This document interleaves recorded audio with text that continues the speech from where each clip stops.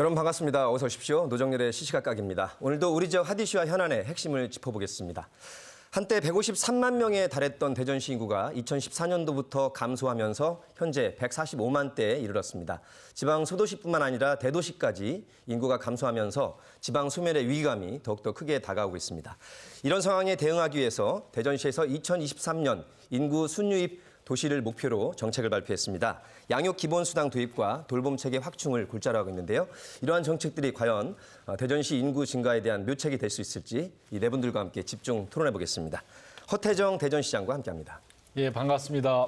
어서 오십시오. 대전 참교육 학부모회 강영미 대표와 함께합니다. 네, 안녕하세요. 반갑습니다. 반갑습니다. 대전 세종연구원의 강영주 박사와 함께합니다. 안녕하세요. 어서 오십시오. 충남대학교 육동일 교수와 함께합니다. 네, 반갑습니다. 네 안녕하세요. 분의 좋은 말씀 기대를 하면서 먼저 관련 주제 영상으로 안내합니다. 지난 2014년 153만 명이던 대전의 인구는 올해 7월 기준 145만 명대까지 줄었습니다.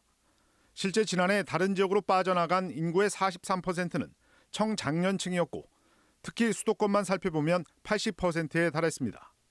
서울에 있는 편이 그런 공모전이나 대외활동 준비하는 것에 있어서도 뭔가 정보가 오가는 것도 많고 또 거기에 맞춰서 맞는 직장들도 서울 쪽에 많이 포진해 있으니까 취업 부분에 있어서 조금 어려운 부분이 많이 있고요.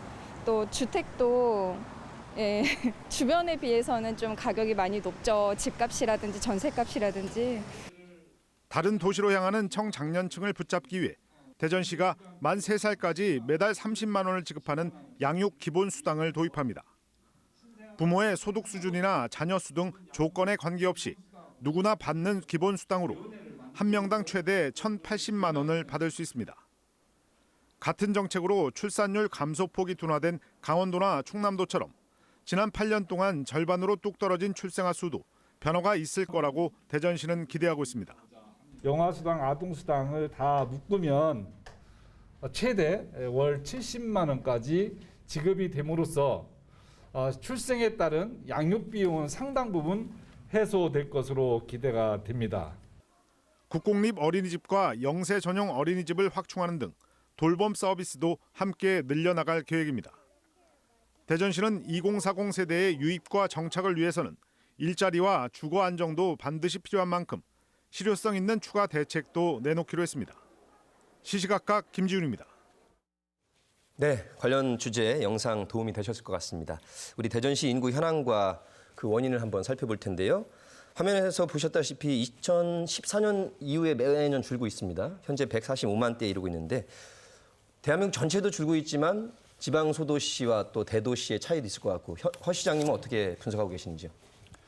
두 가지 요인이라고 봅니다. 예. 지금 자료에서도 보다시피 그 서울 수도권으로 1극화 체제가 되면서 인구가 유출되는 현상이 하나가 있고 두 번째로는 합계 출산율이 계속 떨어지면서 인구가 감소하는 요인 두 가지가 함께 있는데 당장의 최근 10년 동안에 발생한 이런 10만 명에 가까운 인구 감소는 인구 유출에 의한 요인이 제일 크고요. 예. 또 다가올 미래는 그러한 인구 유출뿐만 아니라 출생률 저하로 인한 인구 감소도 크게 영향을 미칠 것으로 보고 있습니다. 예. 아이 키우시는 우리 엄마의 입장에서는 어떻게 현재에서 체감하고 계시는지요? 제가 아이를 2012년도에 낳았고요. 그때 당시에 같이 동네에서 아이를 키우던 엄마들, 학부모들이 어린이집 졸업하고 나서 유치원에 갈 시기가 되니까 옆 동네 세종으로 굉장히 이사를 많이 가더라고요. 세종시가 출범하면서 그쪽에 좀 공공성이 담보된 교육 인프라가 형성되면서 학부모들이 그쪽으로 이주를 많이 하지 않았나 그런 생각이 들고요. 또 살펴보면 청장년층 유출이 비율이 굉장히 높더라고요. 작년에 무려 43.3% 정도 되더라고요. 자료를 보니까 그 청장년층이 가장 고민하고 걱정하는 것이 일자리와 주택 문제인데 네. 이 부분이 좀 해결되지 않으니까 다른 지역으로 많이 떠나지 않나 그런 생각을 하고 네, 있습니다. 학부모 입장에서 네. 살펴보셨고요. 강 박사님. 네. 이 현황 153만에서 145만 한 8만 명 이상이 이제 줄어든 건데 두 분께서 이제 짚어주셨지만 강 박사님이 보시는 이 현황에 대한 원인 어디에 있을까요? 우선 현황부터 이렇게 조금 보면 감소의 스피드가 굉장히 빠르다. 이것이 이제 굉장히 큰 문제라고 보고요.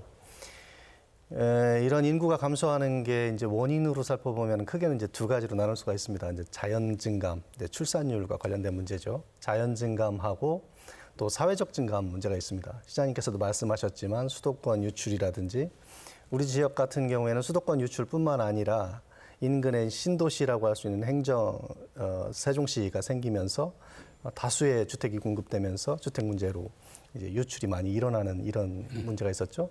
그래서 한쪽의 문제, 그래서 뭐 합계 출산율이 0.81명을 기록하는 상황에서 이거는 전 세계적으로도 유례를 볼 수가 없고 예를 들면 OECD 같은 경우에 지금 평균이 한 1.6명 정도 되거든요. 0.81이라고 하는 것은 굉장히 심각한 수치입니다. 말도 안 되는 거죠. 예. 출산율 문제도 심각하고 그다음에 유출 문제도 특수한 상황에 있다. 그래서 요 어떤 원인이 특정하게 전부 다 작용한다고 보기보다는 여러 가지 요인이 복합적으로 작용한다. 그래서 굉장히 빠르게 인구가 감소하는 현황을 보이고 있다. 이렇게 볼 수가 있겠습니다. 예, 육든일 교수님. 네. 대전의 인구 감소는요, 최근의 일시적인 현상이 아니라 지속적이고 구조적인 현상입니다. 문제의 심각성이 거기에 있고요. 또 이미 예견된 일임에도 불구하고 지난 10여 년간 우리 대전시정이 대단히 안일했다. 이 문제를 대처하는 인구 문제만 가지고 해결될 문제가 아니라 이미 대전이 2010년대를 넘었으면서 대전이 침체되기 시작했습니다. 침체의 징후가 아주 뚜렷하게 나타났고요. 모든 게 유출되는 도시였습니다. 기억하시겠지만은 2012년에 도청이 이전했지 않습니까? 아무 준비 없이 충남 도청이 이전을 했고요. 2012년에 세종시가 출범했습니다. 또 2014년에는 교통도시를 자랑하던 대전의 서대전역 KTX가 이제 간이역으로 전락을 했습니다. 그런 모든 일들이 총체적으로 진행된 결과 대전시 인구는 급감하고 있고 이 문제를 해결하기 위해서는 좀 이따 자세히 말씀드리겠습니다만 그저 뭐 육아 출산 장려금이라든지 육아 지원금 가지고 해결될 일이 아니라 자꾸 쇠퇴하는 대전시를 어떻게 부활시킬 것인가. 대전이 가지고 있는 매력과 저력과 활력을 어떻게 되찾을 것인가라는 종합적이고 체계적인 또 지속 가능한 정책을 개발해야지 우리 시장님도 2014년부터 대전이 순이입한다는 기대를 갖는 거는 다소 비약적이고 다소 좀 성급한 것이 아닌가 저는 그렇게 보고 있습니다. 예, 네 분의 현황과 원인에 대한 시각을 들어보셨고요. 자, 이제 지난 14일 발표된 대전시 2023년 인구 순유입 도시 이 정책 목표를 위한 그 내용을 살펴보겠습니다. 가장 핵심적인 내용, 수당 지급 또 돌봄 체계를 확충하겠다는 것인데 허 시장님께서 핵심적인 내용과 특징을 한번 짚어주시죠. 크게 이번에 발표한 인구 정책은 출생과 돌봄으로 집약됩니다. 물론 이제 생애 전 주기별로 놓고 보면 청년기라든지 노년기까지 다 포함한 인구 정책이 수립돼야 됩니다만 그걸 한 번에 다 내놓기는 좀 무리여서 이번에는 출생과 양육을 중심으로 해서 설계를 했고요. 내용의 핵심은 지금 출생아가 지금 출생률이 학교 출산율이 지금 대전이 0.81 정도 상황입니다. 그래서 이 상황을 좀 극복해야 될 여러 가지 타겟책들이 필요해서 준비를 했고 그중에 하나가 양육에 대한 경제적 부담을 좀 획기적으로 개선해야 되고 또 실제로 이 대전에서 인근 지역으로 이동한 이유 중에 하나가 양육의 문제들이 많이 이유가 있었습니다. 그래서 그런 부분에서 출생에 대한 경제적 지원을 하기 위해서 출생한 날로부터 36개월간 당사자에게 지원금을 매달 30만 원씩 해서 36개월 지급하면 3년간 약 1,080만 원 정도가 됩니다. 이렇게 해서 출산 부모들의 경제적 부담을 덜어드리고 양육의 편의성을 좀 도모해 주자라는 것이 하나가 되겠고 두 번째로는 그 출생 다음에 주어지는 가장 심각한 문제는 돌봄입니다. 특히 요즘은 맞벌이 부부가 일반화된 우리 그 체계여서 돌봄 문제를 사회적으로 보장해주지 않으면 아무리 경제적으로 좀 풍요가 있다 할지라도 아이를 낳고 키우는 것에 대한 부모 부담을 지울 수가 없는 거거든요. 그래서 출생에 관해서 지원하는 것뿐만 아니라 돌봄 체계를 획기적으로 개선하기 위한 것도 사업에 포함되어 있습니다. 예를 들면 국공립 어린이집을 좀 더 강화해서 유치원이나 보육의 어떤 시설 그리고 기능을 좀 더 고도화하는 작업, 그리고 영아가 제일 좀 심각하거든요. 태어나서부터 10개월까지. 그래서 영아 전용 어린이집을 확충해서 마을 단위별로 영아 전담 어린이집을 신설하는 것도 그 안에 들어가 있고 거점 온돌방이라든지 여러 사업들을 그 안에 포함하고 있습니다. 관련 세세한 내용은 또 다음 주제로 살펴보겠습니다. 같은 순서로 우리 학부모이신 강 대표님 어떻게 보셨나요? 네. 대전시에서 1차로 우선 출생과 보육에 초점을 맞춰서 양육 기본 수당을 제공하고 그리고 돌봄 체계도 확충한다고 발표를 했는데 제가 아이를 키워본 주관적인 입장에서 말씀드리면 어린이집을 보낼 때는 그 국가에서 주는 보육료 지원료도 있고요. 또 어린이집에 보내는 것보다 사실은 가정에서 그 시간을 좀 두면서 부모가 아이를 키우는 것이 더 중요하다고 생각하거든요. 단순히 그 돈을 지급하는 것보다 좀 아이를 키우는데 가장 중요한 시간을 주는 그런 정책으로 좀 가면 어떨까 그런 생각이 들어요. 네. 제가 그 주변에 학부모들한테 양육수당 이렇게 준대 하면서 혹시 1억 줄 테니까 아이 낳을래? 이렇게 물어봤더니 절대 낳기 싫다고 하더라고요. 1억을 준대도 안 네. 그래서 단순히 이게 돈을 준다는 문제로 접근해서 저출생과 양육 문제가 해결될 것이냐 저는 예. 전혀 아니라고 보거든요. 결국에 아이를 낳고 키우는데 일하는 부모한테 필요한 거는 고용 안정이고요. 그리고 또 육아휴직을 마음껏 쓸 수 있는 환경과 제도 그리고 노동시간 단축이 우선 필수적으로 선행이 돼야 된다고 보고 또 아이를 키우면서 일도 같이 병행할 수 있는 양육을 위한 공공시설이 제대로 갖춰져야 된다고 생각을 해요. 네. 그런데 지금 대전은 국공립 어린이집이나 국공립 유치원 비율이 정말 낮아요. 전국적으로 거의 하위 수준이거든요. 그래서 옆 동네인 세종과 비교했을 때 거기는 95% 이상인데 지금 돌봄 체계를 확충한다고 했지만 과연 어느 정도 수준까지 끌어올릴 수 있을지 사실 우려와 걱정이 되는 상황이고요. 또 하나는 돌봄 체계를 구축한다고 여기 여러 가지 제도를 마련해서 상당히 환영하는 입장이지만 보니까 영유아에 초점을 많이 맞췄더라고요. 근데 영유아나 어린이들은 어린이집이나 유치원에서 그래도 6시, 7시까지 이렇게 보육을 책임져주는 제도가 어느 정도는 마련이 돼 있어요. 그런데 이제 초등학교 들어가면은 거기서 돌봄 공백이 굉장히 커지게 되거든요. 그래서 좀 생애 주기별 돌봄 정책 그리고 양육수당 지급에 대해서 더 세심하게 검토를 해야 될 것 같습니다. 네, 엄마의 마음으로 환영하면서도 보완점을 세세하게 말씀해 주셨는데 또 다른 그 주제 안에서 말씀 더 듣겠습니다. 강 박사님요. 양육수당, 양육기본수당이 이제 효과적인 정책이 될 것인가 하는 질문이시잖아요. 아까 말씀드린 것처럼 여러 가지 복합적인 원인에 의해서 인구가 감소하기 때문에 이게 단독의 유일한 해결책이라고 볼 수는 없겠습니다만 선진국의 사례들을 보면 대부분 양육수당서부터 시작을 합니다. 그러니까 뭐 OECD의 유명한 대표적인 그 출산율 저하를 경험한 나라들을 보면 뭐 독일이 됐건 스웨덴 뭐 그다음에 뭐 다른 뭐 나라들도 양육기본수당을 지급하기 시작하면서 출산율이 반등하는 그 문제 해결의 효과를 물꼬를 거기부터 트기 그렇습니다. 시작했다. 예, 예를 들면 뭐 1970년대부터 시작한 스웨덴 같은 경우 뭐 양육기본수당이 한 7가지 이렇게 뭐 여러 가지 수당을 합쳐서 이렇게 되고요.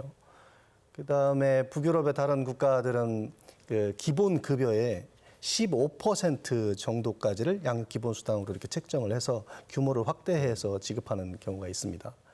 따라서 뭐 국가 차원에서도 이제 양육과 관련된 여러 가지 수당들이 있지 않습니까? 거기에 또 지역만의 특성, 그다음 지역만의 어떤 그 상황이 있기 때문에 거기에 맞춘 대책이 필요하다고 생각을 합니다. 따라서 여기부터 시작하는 그 발판이지, 예. 뭐 이게 모든 해결책은 아니지만 여기부터 시작을 해야 된다 이렇게 생각을 합니다. 예, 육동일 교수님.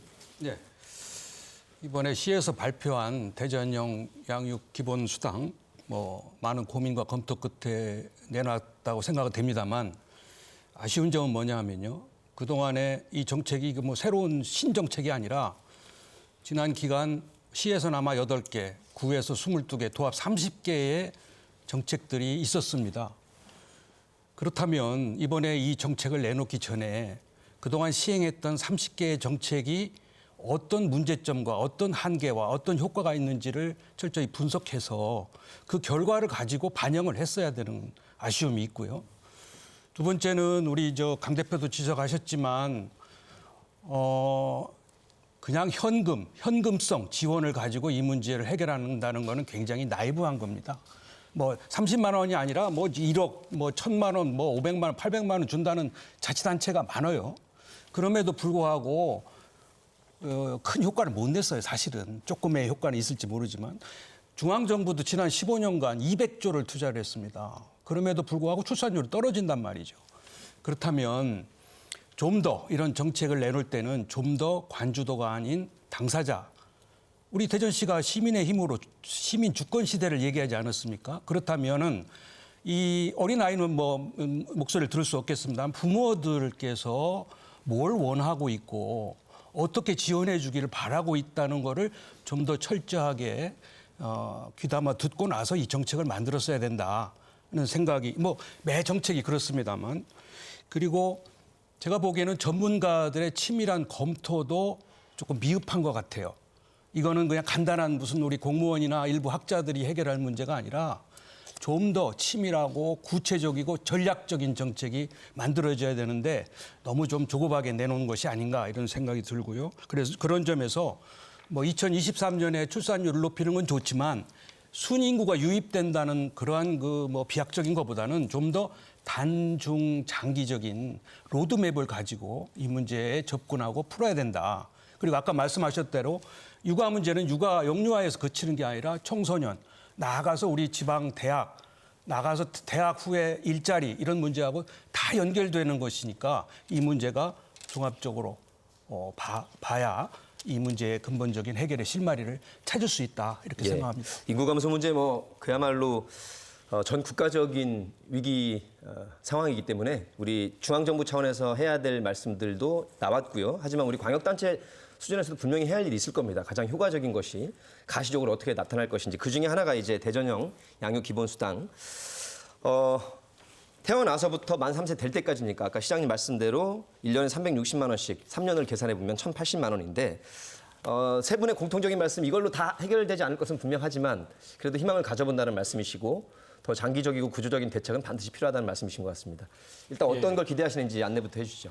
우리 그 강영미 회장님의 지적도 뭐 현장에서 느끼는 체감이고 또 오랫동안 그 모습을 바라보면서 얻은 결론이기 때문에 굉장히 유용한 지적이시고 또 육동일 교수님의 말씀도 거의 대부분 옳으신 말씀이었고 사실은 우리가 좀 더 치밀하게 다양하게 준비를 하고 또 그동안의 사업에 대한 점검을 통해서 새로운 계획을 세워야 된다는 지적도 매우 옳으신 말씀입니다.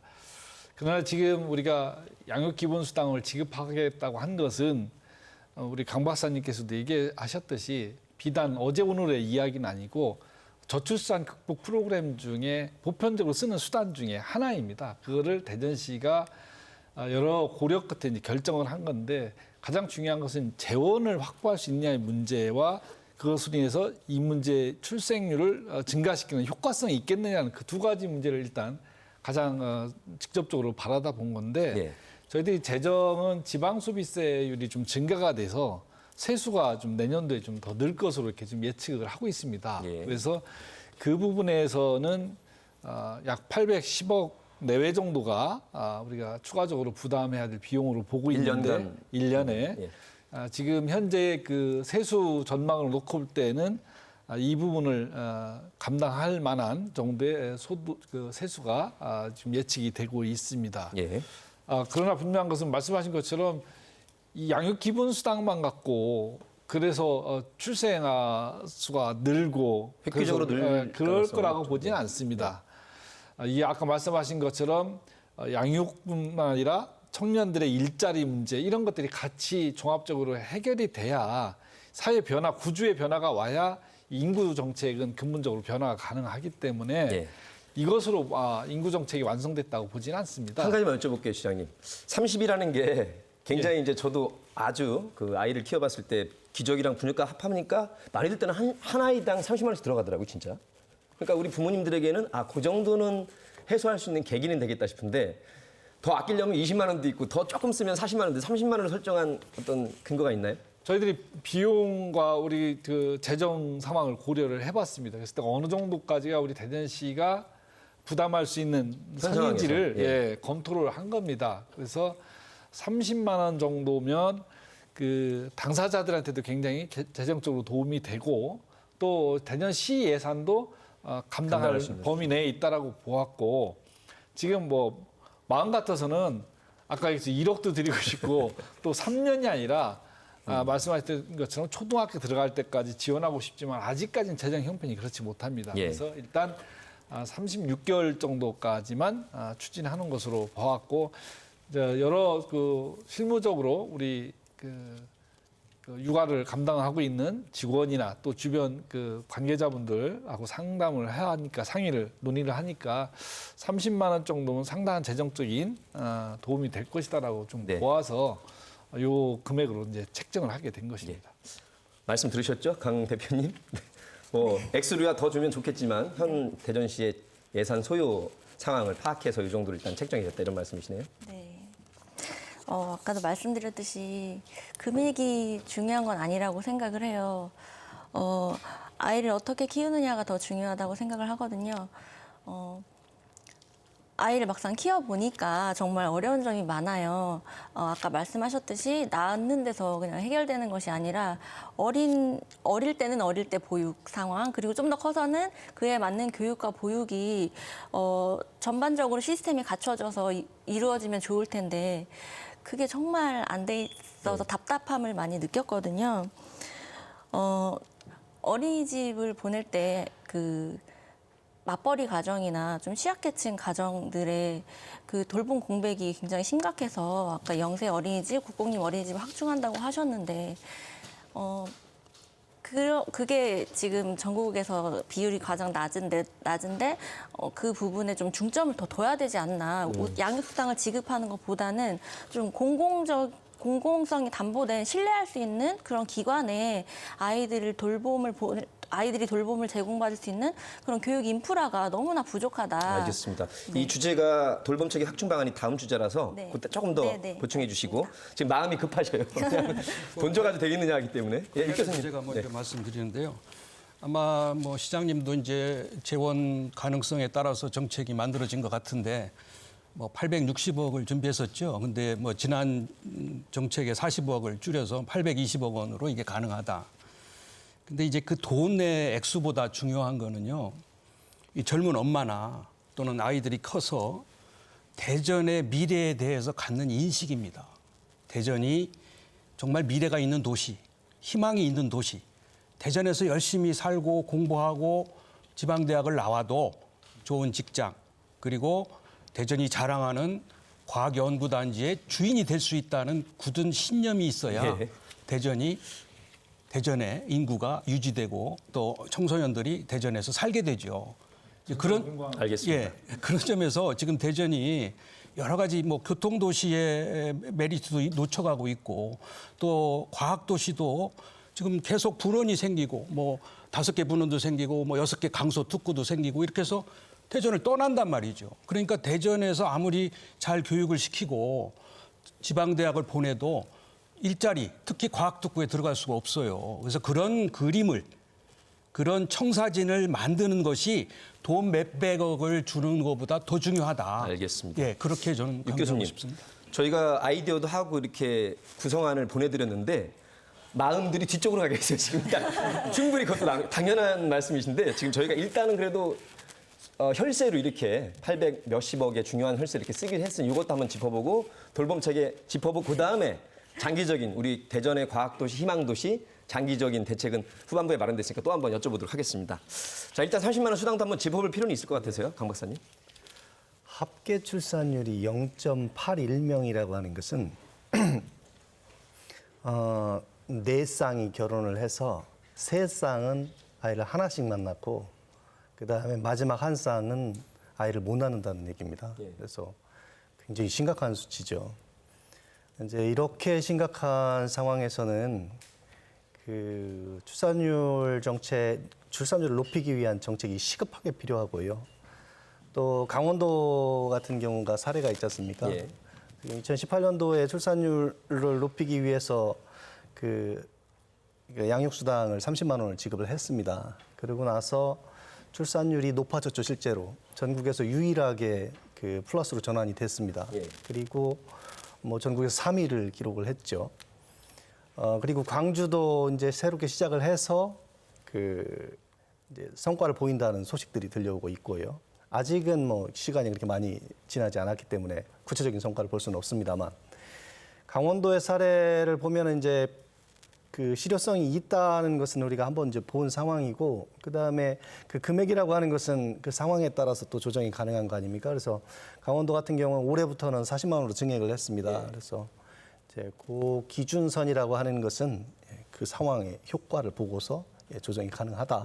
이렇게 볼 수가 있겠습니다. 인구 감소라는 이 목마른 정말 절박한 갈증을 해소하는데 정말 그 한 잔 시원하게 들이키는 다달이 그 정도 역할을 해내길 바라는데 두 번째 그 지원금에 관해서 제가 한 가지 질문을 네. 좀 드리고 싶은 거는 그 지난 이 정부가 중앙정부가 발표하기를 내년부터 2자녀 이상인 경우에는 1인당 육아용품 200만 원의 바우처를 준다고 그랬어요. 1년간인가요? 그렇죠. 예. 그래서 그런 게 이제 중복이 될 수가 있거든요.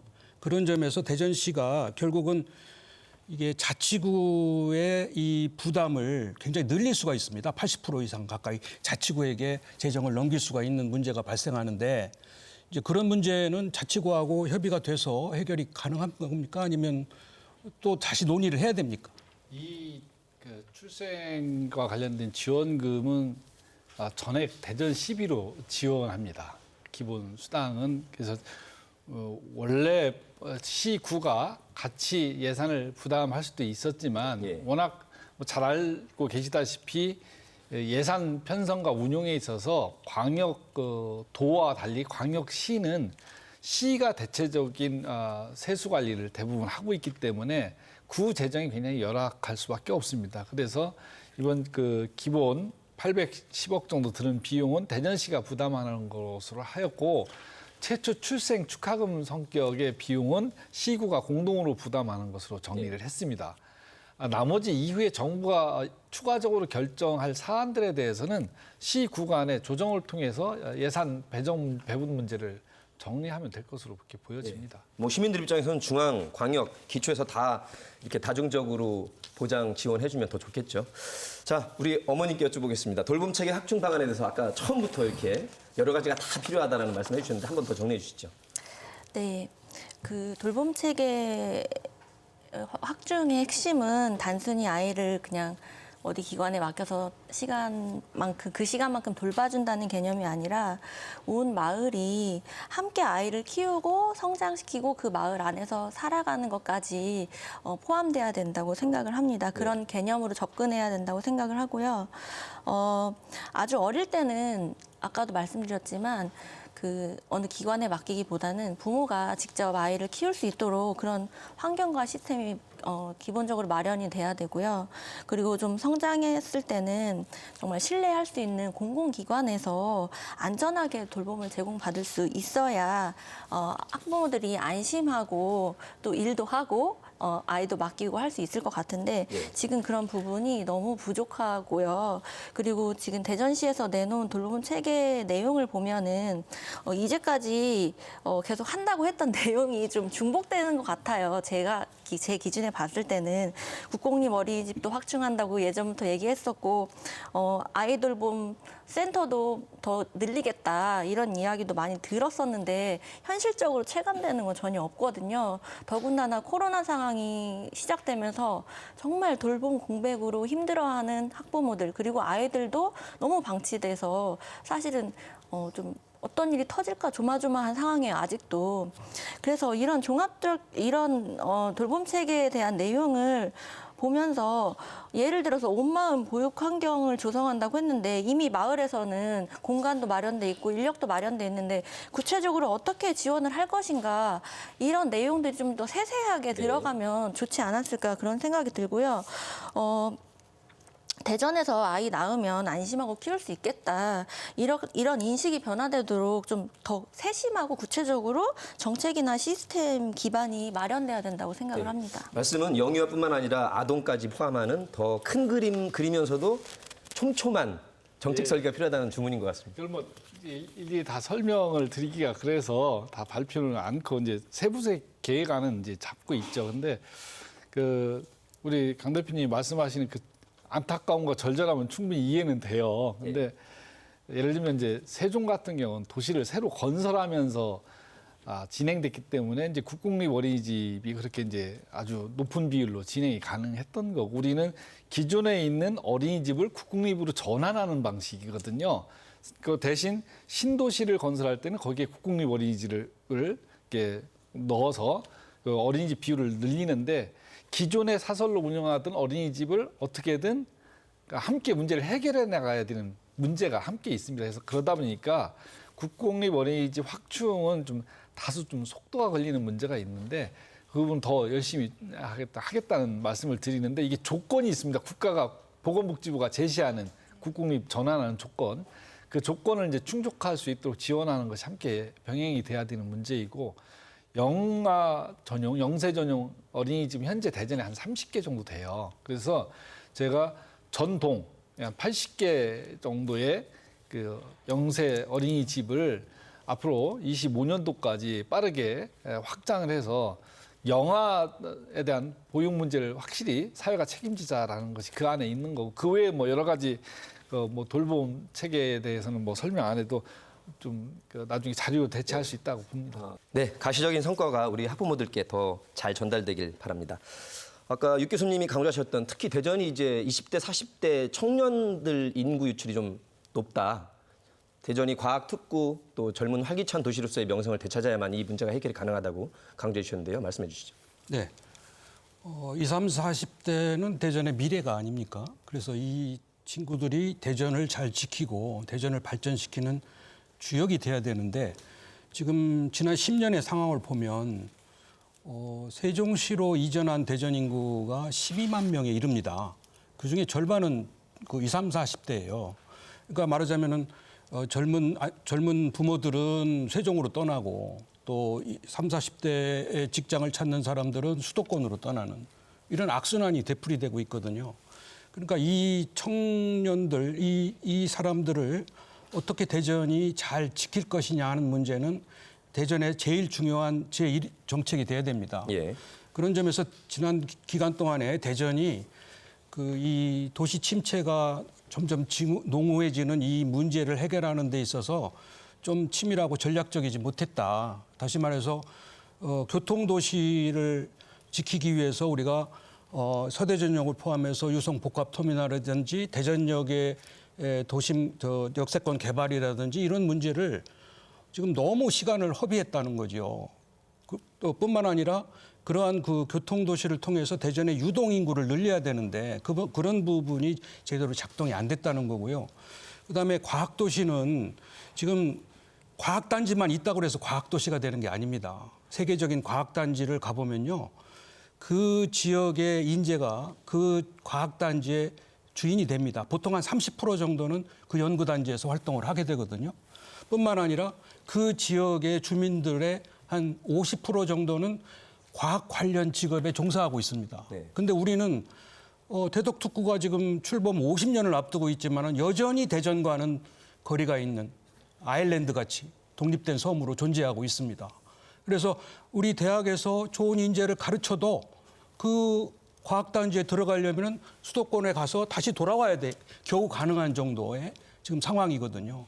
그런 점에서 대전이 지금 가지고 있는 이른바 도시 비전, 아이덴티티 이거를 재정립할 필요가 있다. 예. 그런 점에서 교통도시라든지 대전이 가지고 있는 과학도시, 국방도시, 또 행정도시 이런 아주 좋은 브랜드를 다시 되찾는 것이 대단히 중요하다. 그런 점에서 청장년층이 대전의 미래를 신뢰하고 대전의 희망을 가지고 조금 어렵더라도 대전을 지키고 있으면 좋은 미래가 보장된다는 믿음과 확신을 심어주는 것이 보다 중요하다. 예. 그렇게 생각합니다. 교통과 과학도시로서의 명성을 이어나가는 것뿐만 아니라 그게 희망과 활기를 더 더해야만 이 인구 정책도 성공할 것이라는 말씀이십니다. 뭐 아주 정확하신 지적이고 또 대전시가 그동안 그런 목표와 그 목표를 달성하기 위한 정책의 일관성이 부재했다는 지적에 대해서 저는 뭐 충분히 공감을 합니다. 우리 시정이 좀 일관성 있게 진행이 돼야 되는데 그러지 못하다 보니까 계속 정책이 수립 단계에서 멈추고 또 방향 전환되고 이러다 보니까 도시의 어떤 자기 정체성과 일관성을 가져나가는데 굉장한 어려움이 있었다는 것도 충분히 이해가 됩니다. 말씀하신 특히 두 가지 지적, 과학도시로서의 아이덴티티를 정확하게 지켜나가는 것, 그리고 그것이 R&D 수준에서 일자리 문제로 해결되어서 대덕특구가 아일랜드가 아니라 도시의 일부가 되게 해야 된다는 그 지적도 굉장히 타당하신 지적이고, 그래서 대전시는 제가 시장 되고 나서 아예 과학부시장제를 도입하고 또 디스텝이라고 해서 과학을 기반으로 대덕특구를 도시와 연결하고 그리고 그것이 산업으로 나아갈 수 있도록 한 것을 연구 지원할 수 있도록 하는 그런 기관도 만들어서 지원하고 있습니다. 그래서 이런 성과들을 내기 위한 노력들은 이제 하고 있는데 좀 시간이 필요할 것으로 예. 보여집니다. 또 말씀하신 것처럼 청년들의 일자리와 주가가 확보되지 않으면 청년들이 여기에 머무러야 될 이유가 없습니다. 그래서 그런 문제들을 해결하기 위해서 스타트업이라든지 기술 창업에 저희가 굉장히 집중을 하고 있는데 곧 좋은 성과들이 많이 나올 것으로 보여지고요. 교통도시로서의 위상을 가져야 된다는 건 저는 굉장히 중요한 지적입니다. 실제로 대전이 좀 자꾸 인구가 유출되고 또 도시의 어떤 중부권의 어떤 주도권을 확보하면서 굉장히 어려움을 겪고 있는 것 중에 하나가 교통의 어떤 그 거점으로서의 기능이 자꾸 상실되고 있기 때문에 그런 현상이 좀 오고 있다고 생각이 됩니다. 그래서 이번에 최선을 다해서 했던 것이 광역철도망 사업을 대전시가 의도하는 방향으로 갈 수 있도록 지원해서 이번에 거의 대부분이 반영된 것도 굉장히 큰 개인적으로 의미 있는 일이라고 보고요. 예. 그런 두 가지 지점을 잘 살려나가도록 하겠습니다. 예. 장기적인 인구 대책 가운데 잠깐 말씀이 나왔지만 메가시티 논의도 있고요. 그다음에 행정구역이나 경제권 통합도 전 국가적인 시책에서는 또 필요할 것 같습니다. 그 관점도 어떻게 생각하시는지 우리 강 대표님 여쭤보겠습니다. 네, 지금 청년 인구가 가장 많이 유출되고 있어서 청년 인구 유입을 위한 대책 마련이 시급하다고 보는데요. 말씀하신 대로 청년들이 가장 중점을 두고 있는 것이 일자리랑 주택 문제잖아요. 저는 한 가지 의문이 드는 게 인구는 계속 줄어든다고 하는데 왜 대전 집값은 계속 올라가고 있지? 부동산 정책이 좀 미흡하지 않나 이런 생각도 들고요. 또 하나는 계속해서 뭐 지역 주도 청년 일자리 사업이라던가 이런 정책을 추진하는 걸로 알고 있어요.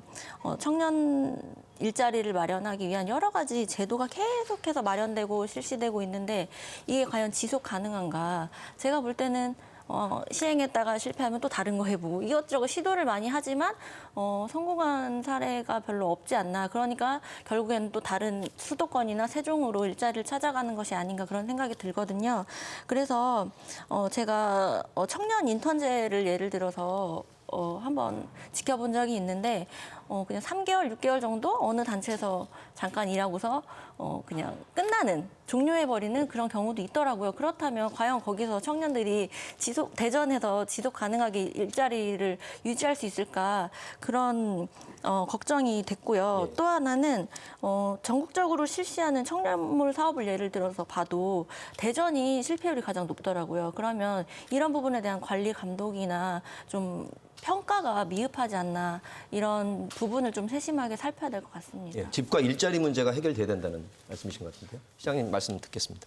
아니 뭐 그 지적이 저는 타당한 지점이고요.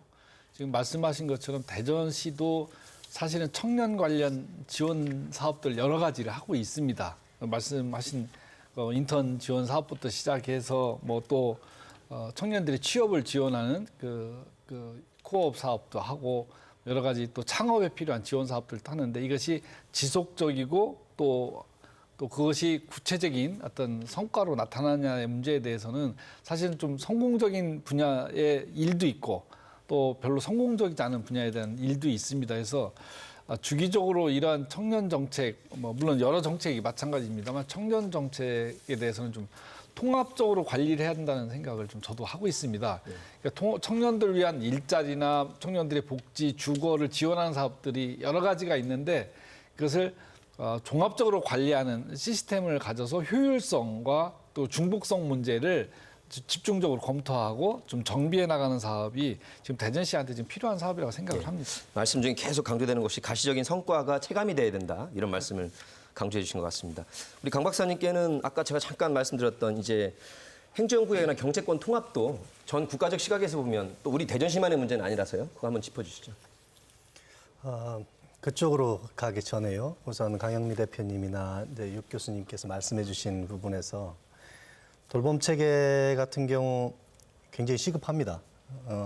예를 들면 2030년까지 저희들이 보면 인구 감소라고 하는 거는 전 세계적인 추세이기 때문에 인구가 예전처럼 이렇게 증가한다고 보기는 어렵습니다. 그래서 2030년에 우리 시의 도시 경쟁력을 어떻게 확보할 것인가 하는 것은 사람을 어떻게 확보하느냐 하는 것에 달려 있다고 볼 수가 있거든요. 그러면 이제 사람 중에서도 일을 하시는 인적 자원 부분이 가장 중요하게 되는데 여러 가지 해결 방안이 있습니다만 외국 인력을 데려온다든지 아니면 노년 인력이 일하게 하신다든지 이제 그 중에 가장 효과가 있는 부분은 여성 인력 부분입니다. 그래서 여성 인력이 일하시게 하기 위해서는 돌봄 체계가 없이는 불가능한 얘기죠. 그래서 저희가 도시 경쟁력 차원에서도 2030 대전 도시 비전 마스터 플랜에서도 그 부분을 집중적으로 다루었고요. 그래서 그 부분에 대한 대책들이 필요한 게 맞고요.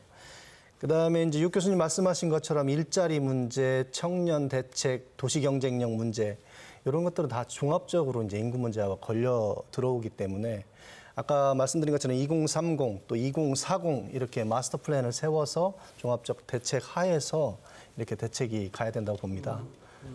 종합 마스터 플랜 얘기가 나와서 생각이 나는데요. 지금 우리 대전시가 고민해야 될 가장 중요한 문제는 대전의 적정 인구 규모를 얼마로 할 것이냐. 이것이 이제 검토돼야 됩니다. 왜냐하면 제가 대전발전연구원장 재직 시가 2008년 9년인데요. 그때 대전시는 170만, 200만까지 내다봤어요. 그런데 이제 급격하게 이제 전체 인구도 물론이지만 대전 인구가 급감하면서 정말 대전 인구가 지금 145만을 지킬 것인지 아니면 130만이 적정 규모인지 이거를 고민할 때가 됐다. 예. 왜냐하면 그 적정 규모가 바로 서야 거기에 맞는 도시 발전 전략이 선택이 되는 겁니다. 지금 아직도 우리는 인구가 증가할 거를 염두에 두고 부동산 위주의 성장 개발 전략을 하고 있어요.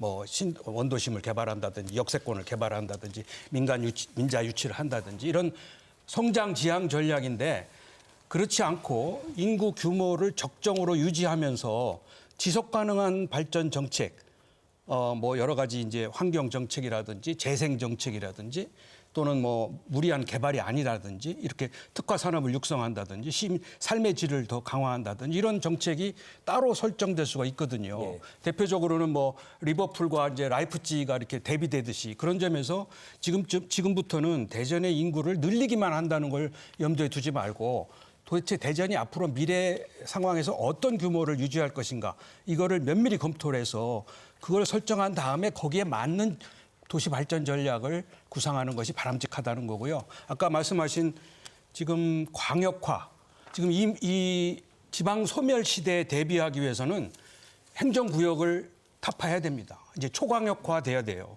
그런 점에서 대전시도 세종, 충남과의 뭐 메가시티가 어떻든 대전 인근 자치단체와의 통합이 어떻든 이런 그 행정구역 개편을 통해서 이 문제를 풀어낼 수 있는 적절한 시기가 왔다. 그런 점에서 내년부터 특별자치단체도 도입이 되지 않습니까? 그런 것을 적극 도입을 해서 대전의 행정구역을 넓혀서 대전이 대도시로서의 경쟁력을 갖추도록 하는 네. 것이 앞으로 굉장히 중요하다. 시간이 굉장히 촉박하고 있는데 정리해 주시고 네 분께 마지막 총평 듣겠습니다. 아니 저는 그 육동일 교수님이 저하고 생각이 좀 다른 줄 알았더니 생각이 거의 똑같아서 지금 공감대가 많이 그렇습니다만 느낍니다. 지금 적정 인구 말씀하는데 굉장히 중요한 지적이에요. 왜냐하면 이것은 그 도시를 운영하는 데서 매우 중요한 요소가 되고 예산 낭비의 문제가 있을 수 있습니다. 제가 시장이 되고 나서 처음에 어떤 사업에 대한 논의를 하는데 그 실무진에서 이 사업 계획을 짤 때 160만 정도를 도시 인구로 놓고 설계를 했더라고요. 그래서 아니 지금 인구가 150만도 안 되고 앞으로 늘기는 더 어려운 구조인데 이렇게 160만에서 165만 정도를 기준으로 설계를 하면 비용이 과다 계상될 수밖에 없고 결국 예산 낭비로 연결될 수 있어서 이런 부분을 다시 정리를 해야 된다라고 해서 교정했던 그런 사례도 있는데요.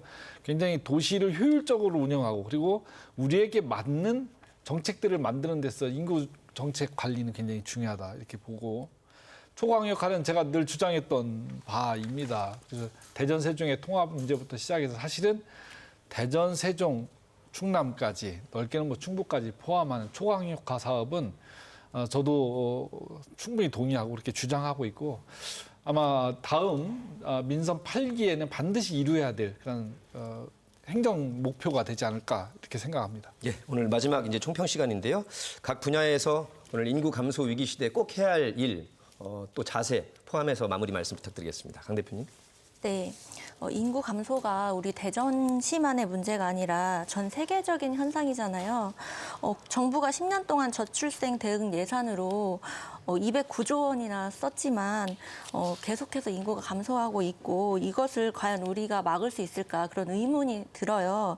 그렇다면 앞으로 피할 수 없는 인구 감소 에 따른 그런 여러 가지 사회 문제에 대해서 우리가 어떻게 대처를 해야 될까 그 부분에 대한 논의가 더 시급하다고 보고요. 그리고 이번에 발표된 대전형 양육 기본 수당이나 여러 정책들이 대전으로서 인구 유입에 포커스를 맞추기보다는 지금 현재 대전에 살고 있는 시민들이 삶의 질이 더 향상되고 더 안전하고 행복하게 사는 것을 최우선의 목표로 삼는다면 더 성공하지 않을까 그런 생각을 합니다. 예, 좀 가보겠습니다. 강 박사님. 모든 일에는 타이밍이 있습니다. 합계 출산율이 이렇게 낮은 거는 전 세계 어떤 도시도 어떤 국가도 가본 적이 없는 길입니다. 따라서 지금 합계 출산율을 어떻게든 지금 상황에서 높이는 계속 저하되는 것을 저지하는 것이 가장 중요한 타이밍이라고 보고요. 더욱더 적극적인 정책이 필요하다고 생각을 합니다. 네, 육동일 교수님. 예, 도시는 생애가 있습니다. 어느 도시든 성장하다가 쇠퇴하고 소멸하기도 하고 또 이 소멸의 위기를 잘 극복해서 재부활하기도 하고.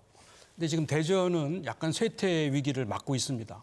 그래서 이 위기를 기회로 만들어서 정말 대전의 맥박이 다시 뛰는, 심장이 다시 뛰는 그러한 미래 희망이 있는 도시, 저력과 매력이 활력을 되찾는 도시가 돼야 되는데 그렇게 하기 위해서는 우리 리더들의 지혜, 또 시정의 전력 그리고 우리 시민들의 용기가 필요합니다. 우리 시민들이 관심을 가지고 자신감을 가지고 일체감 속에서 이 문제를 함께 풀어가야 이 대전이 더 매력 있는 희망 있는 도시가 될 걸로 그렇게 기대합니다. 네, 허태정 시장님. 예, 우리가 해방된 이후에 가난을 극복하고 국가 경쟁력을 키워서 부자 나라는 됐는데 나라는 망할 지경에 지금 와 있는 정도로 인구 감소가 심각합니다. 이것은 어떠한 가치와 목표보다도 중요한 국가적인 사업이 돼야 된다고 생각하고 그런 차원에서 대전시도 이 저출산 문제를 극복하고 또 청년들이 머무르는 그런 도시가 될 수 있도록 일자리 정책에 총력을 기울이도록 하겠습니다. 예, 오늘 열띤 토론을 펼쳐주신 네 분께 감사합니다. 정말 우리 아이들 낳고 키우기 행복한 대한민국을 위해서 온 국민의 관심과 지원을 절실히 기대해봅니다. 도정열의 시시각각 오늘은 여기까지 함께해 주셨습니다. 다음 시간에 뵙겠습니다. 고맙습니다.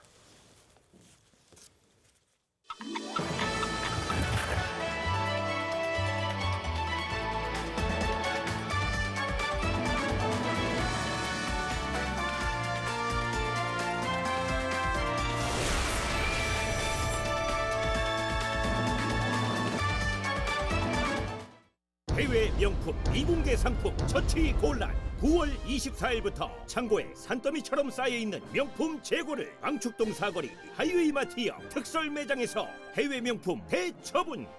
여기서 끝이 아닙니다. 아디다스, 리복, 콜픽, 밀레, 르카프, 프로스펙스, 트래비스, 와이드앵글, 가스텔 바자, 비버리 폴로, 숙녀복 프로그램 신사정장 최고 90% 세일. 9월 24일 공개 처분 전에 많은 성원 바랍니다.